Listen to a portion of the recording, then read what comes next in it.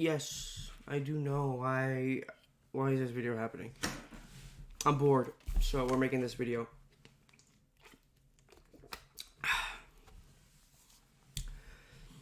Yeah, you guys are gonna watch me react to one of Scott The Woz's videos. I already seen like 5,000 times, which is normal because I keep on rewatching Scott The Woz's videos. Oh look, I was in my vlogging channel. I guess we'll just go through here. Scott The Woz.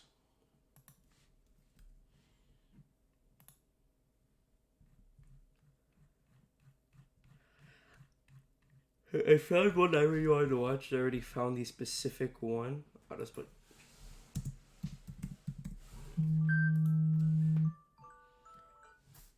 Alright, cheat code. Get a fresh start to the new year and connect faster than ever with Optimum. Get 300 meg internet now for only... Hey y'all, Scott here. Are your games too balanced? Do you suffer from not being a dirtbag enough? Want to commit video game adultery? Well, might I recommend cheat codes? Before I use cheat codes, I look like this. And look at me now. Cheat codes, what separated the men from the scumbags. They were a way of life for a while. After playing a game for a bit, what better way to get more out of it than to enter in some sweet, sweet button inputs on a random menu to see some crazy stuff. A cheat code can be anything that's generally a secret command you enter in a game to change something up, and it seemed that almost every game had them for a while. Cheat codes were on the rise and were at their peak in the 5th and 6th generation of consoles, until absolutely plummeting into obscurity during the 7th. I assume cheat codes aren't as much of a thing these days due to video games being taken more seriously with stuff like online leaderboards and esports. Cheating is just more frowned upon now. Like, you cheat in Mario Tennis 64, you're the playground's messiah. You cheat in Mario Tennis Aces, the neighbors get alerted when you move in near them. Personally though, I didn't really use cheat codes to specifically cheat at games. I used them to just have fun. Rarely did I ever use them to get past a tough level or something. I was always into the weird and wacky cheat codes, stuff that changed physics, altered your appearance, or gave you a bunch of upgrades just to mess around for an afternoon. Now, potentially, the first cheat code ever was in Manic Miner on the ZX Spectrum in 1983. Typing 6031769 while playing allowed you to go to any cavern in the game.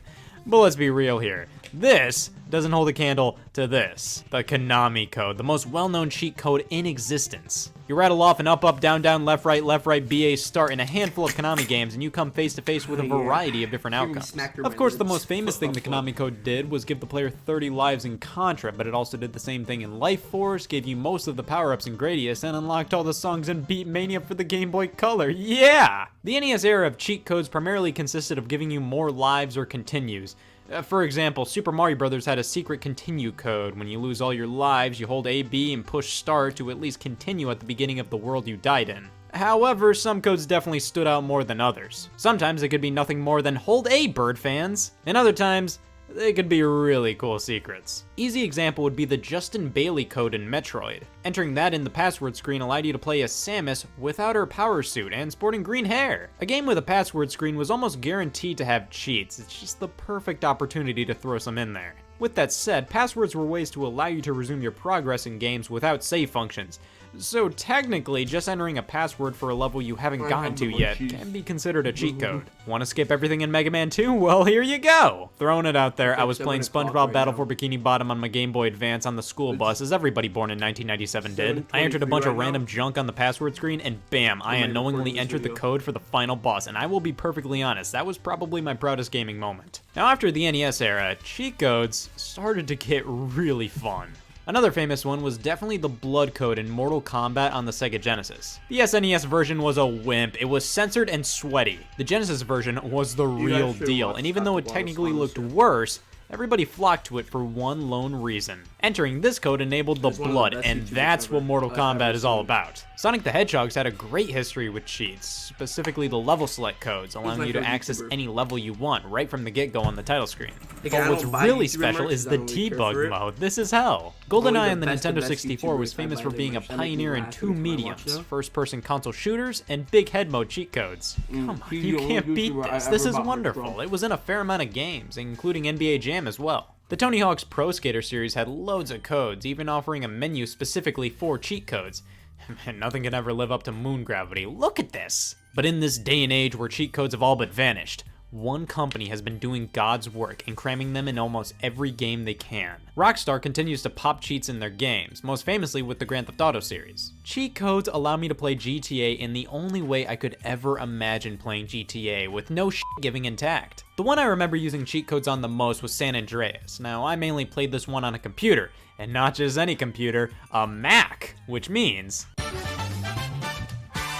But the fun thing about that version of San Andreas was that the codes had to be typed into the keyboard, meaning a lot of them were pretty easy to remember because they were just phrases. Chitty Chitty Bang Bang made the cars fly, while you could also have some super hops and have gluttony reign supreme. But one of my favorite cheats to enable in Grand Theft Auto would always be entering a code for an insane arsenal of weapons, nabbing a hefty wanted level, and just seeing how long I could survive. This is what Grand Theft Auto always ends up being whenever I play it. Now, I mainly remember nabbing cheat codes from magazines, specifically the Tips and Tricks code books. I never subscribed to these, but I would pick them up sometimes at the drugstore. This one always made me feel really anxious, like Bowser and ass together? My hand would always cover this portion, just in case I would get diagnosed with adult supervision. Tips and Tricks code book for Sonic's 15th anniversary. This was the one I thumbed through the most. Get a fresh start to the new year with Optimum. Get 300 meg internet plus live TV, now for only $50 a month. And right now, get As a kid. It has a huge section on all previous Sonic games up until that point, and has just about any and all games you could possibly want codes for covered as well. The cheat code paperback book market was at the top of its game back then. I mean, come on, name a better way to find out that you can change the bowling ball color in Wii Sports. The origins of cheat code books can be traced back to Nintendo Power, which had its own various tips and cheats you could read up on, which later brought life to strategy guides and books dedicated to cheats for all you top players out there. Anybody else find it weird that cheat code reading material was almost always marketed for supreme video game players when cheats are used to make games, you know, easier? But sometimes, cheat codes created by the game developers just aren't enough, and you want to delve into the immoral side of gaming. Cheat devices. Various products have been released over the years that alter game code to let you do all kinds of things God forbid Nintendo see. Infinite lives, crazy physics, anything's game here. There are loads of cheat devices that have appeared over the course of time, like Game Shark and Codebreaker, but these are the two I have, the original Game Genie on NES and an Action Replay for the GameCube. Game Genie is definitely one of the most well-known cheat devices, and one of the first of its kind as well. Being an unlicensed accessory for the NES that let you make Mario jump higher than Nintendo wanted him to, Nintendo f***ing hated it. Nintendo sued Galoob, the makers of the game Genie, citing copyright infringement. This was still the early 90s, so everybody ranging from the US government to the people who actually made video games still were having a hard time figuring out how copyright works with the medium. Since the Game Genie modified game code to do some wild stuff, Nintendo made the argument that their code is copyrighted and couldn't be tampered with. But the thing was, Galoob wasn't modifying Clu Clu Land and selling their own version of it. The Game Genie was something the consumer bought after already purchasing an NES game. It's like if you took a book and changed all the periods to commas. I mean, yeah, you're a fucking lunatic, but it's your book, do whatever you want. Nintendo tried their hardest, but in the end they lost the case and the Game Genie lived on. There was a version for the Super Nintendo and Game Boy, and the Genesis and Game Gear versions were licensed by Sega themselves, a bit of a jab at Nintendo since they despise the Game Genie. After actually playing with this thing, it can be a bit finicky, but it's an absolute blast. Look at this, I'm cheating! The Game Genie came with a code book that covered a handful of popular NES games and codes to pop into them. You just insert the game into the Game Genie and then insert the Game Genie into the console. Easy stuff. You then have to enter some codes, you can enter multiple codes, or just one. Many of them are totally lame, like infinite lives, whatever, who cares? You can start Super Mario Bros. 3 with the frog suit. I've had nightmares about this before, it's great to finally face my fears. However, the device is useful if you want games to be a bit easier potentially, like this Zelda code makes you invincible, and this River City Ransom one boosts all your stats from the get-go. But I'm a simple man, give me a code that makes my jump weird and I'm all on board.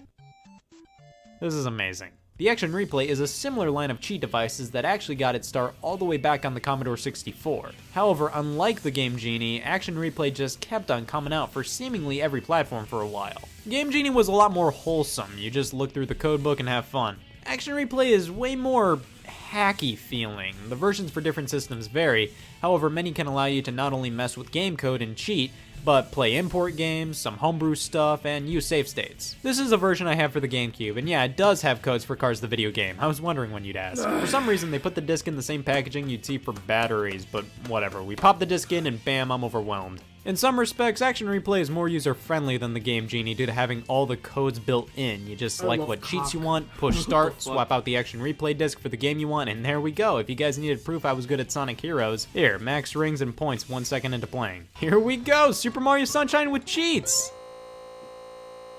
That's what when I tried to use my Here we Action go, Replay. Super Every Mario time I finally Sunshine tried with to use cheats! This is terrifying. Shit like I'm that crazy happens. fast, I can jump and do this. Double dash, we have infinite stars, this is boring. Pac-Man World 2. I did that where it made fucking my characters humongous with Star Fox Adventures. Or Star Fox, I forgot. Moving One on, of the Star Action Fox Replay games is one of the on few GameCube. ways to obtain the rarer NES games in Animal Crossing and totally allows me to grab all trophies in Melee with ease. Gotta be honest, I never owned any cheat devices as a kid. I played Donkey Konga how Nintendo wanted me to, damn it! But these are pretty fun. I know a lot of other people use cheat devices on their DS for stuff like Pokemon, but me, I personally stuck to cheat codes baked into the game. There was just something magical about successfully inputting a code and experiencing the game in a way you've never seen before. They're just straight up fun, and which it means really this video's over. Because my breakfast is over. Not gonna have to go, but I just finished my sandwich and I had to. Yeah. Goodbye.